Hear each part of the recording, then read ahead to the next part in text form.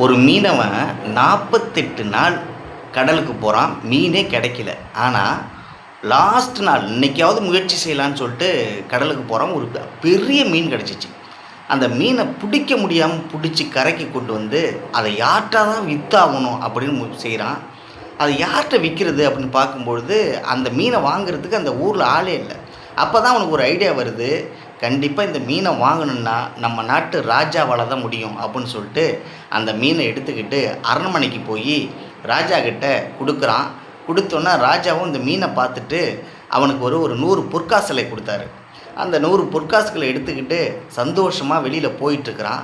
இந்த மீனை கொண்டு போய் இந்த ராஜா அந்த நாட்டு இளவரசிக்கிட்ட கொடுத்து இதை சமைக்க சொல்கிறாரு.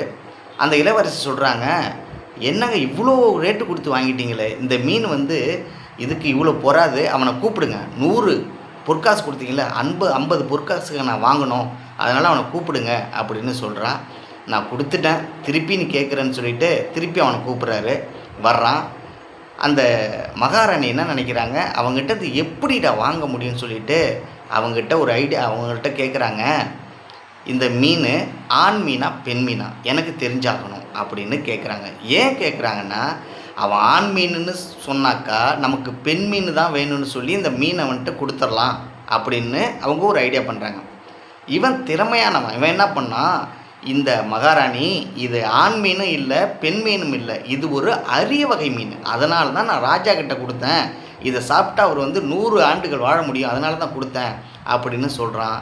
அவனால் ஒன்றுமே சொல்ல முடியல. ராஜா பார்த்துட்டு இன்னொரு 100 பொற்காசுகள் கொடுத்து சந்தோஷம் அடைகிறார்.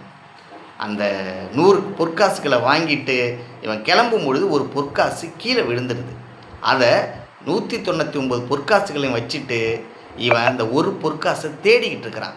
அப்போது அந்த மகாராணி, பார்த்தீங்களா எவ்வளோ ஆசை பிடிச்சோம், பார்த்தீங்களா 200 பொற்காசு கொடுத்தீங்க, அதில் ஒரு பொற்காசு தானே காணா போச்சு, அதை போய் அவன் தேடிக்கிட்டு இருக்கான் பாருங்களேன் அப்படின்னு அவங்ககிட்ட சொல்கிறாங்க.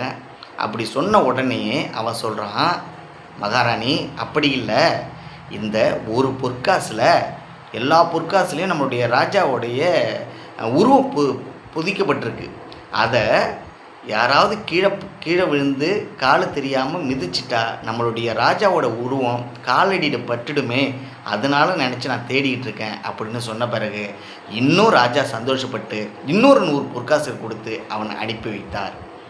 இதிலிருந்து என்னன்னா, பேச்சாற்றல் மிக மிக முக்கியம். எந்த இடத்துல எப்படி பேசணும்னு தெரிந்து கொள்ள வேண்டும்.